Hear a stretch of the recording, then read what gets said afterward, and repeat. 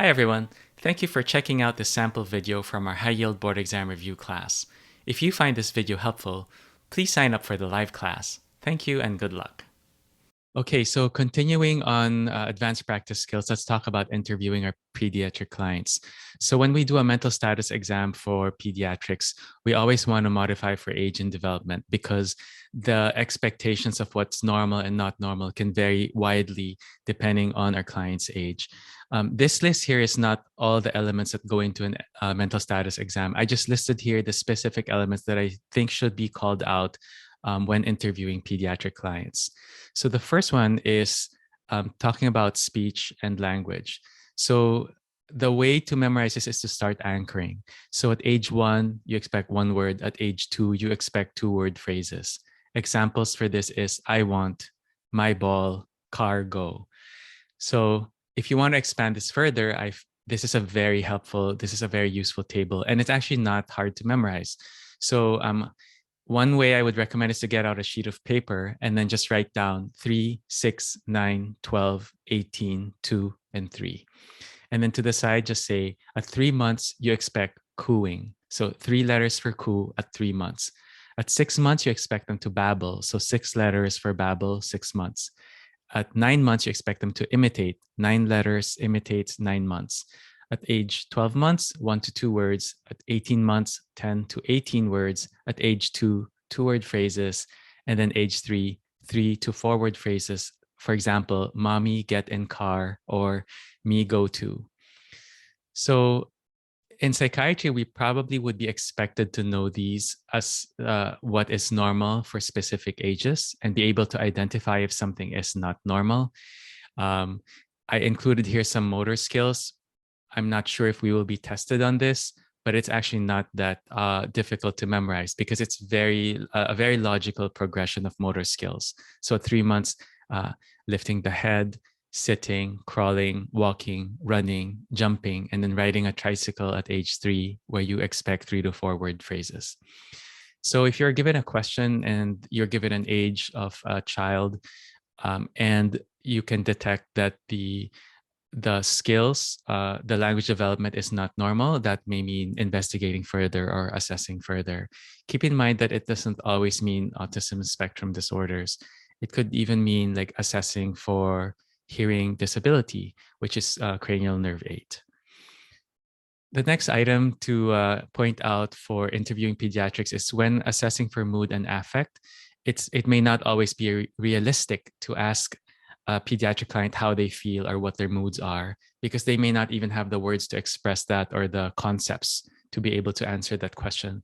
Therefore, we rely a lot on themes, on play, observing their play, asking them about stories or fantasies, and then try to glean from that what their mood might be. One high yield thing to note is that for pediatrics, irritability is actually equal status for low moods in pediatrics. So what does that mean? So remember, in adults, we have cardinal symptoms of depression, right? So there's 2 cardinal symptoms because at least one of them has to be included in the symptom picture for us to diagnose somebody with depression.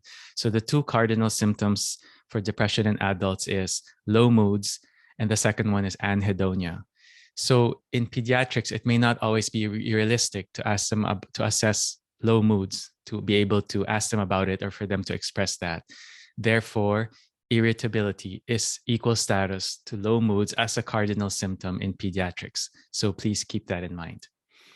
The other thing is about thought process and content. So my only note for this is at around age 4, we do expect that the child will have some understanding of what is fantasy and what is real.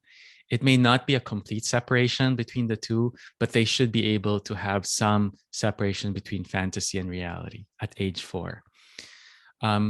Also, for the mental status in pediatrics, we sort of like make an assessment or comment on social relatedness. So this is not something we typically include in the MSE for adults, but in pediatrics, it could be because here we're assessing for autism spectrum disorders. So some comment of social relatedness might be called for in an MSE for pediatrics.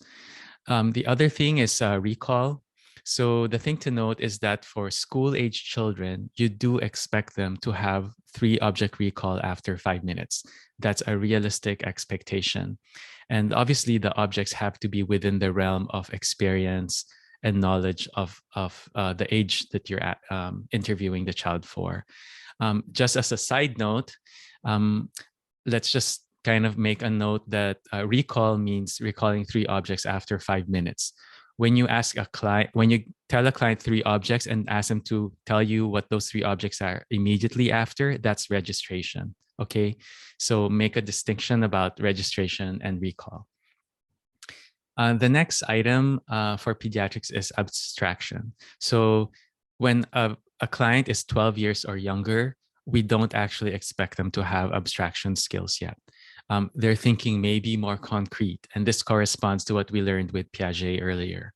So when we ask, a child to explain the proverb, people who live in glass houses should not throw stones, what does that mean? If a 7-year-old child says, well, you don't throw stones because it'll break the glass, that's very concrete, and that's probably appropriate for that age. Now, if you get the same answer from a 17-year-old teenager, that is an unexpected answer, and that should warrant further assessment and further investigation. All right, so we're now going to move on to the mental status exam for adults. Hi, everyone. Thank you for checking out this sample video from our high-yield board exam review class. If you find this video helpful, please sign up for the live class. Thank you and good luck.